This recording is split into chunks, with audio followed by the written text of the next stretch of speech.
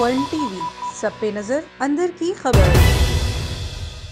A1 TV की 30वीं सालगिरह के मौके पर डिस्ट्रिक्ट प्रेस क्लब डेरा गाजी खान के सदर सैयद नवीद नकवी और उम्मीदवार सदर डिस्ट्रिक्ट बार डेरा गाजी खान रुकैया रमज़ान एडवोकेट ने खराज तहसीन पेश किया और सालगिरह का केक काटा। मजीद बता रहे हैं हमारे नुमाइंदे मीर औरंगजेब मियाँ चन्नू से। A1 टीवी चैनल को आज मुसलसल तीसरा साल है मेहनत करते हुए, हक और सच का साथ देते हुए।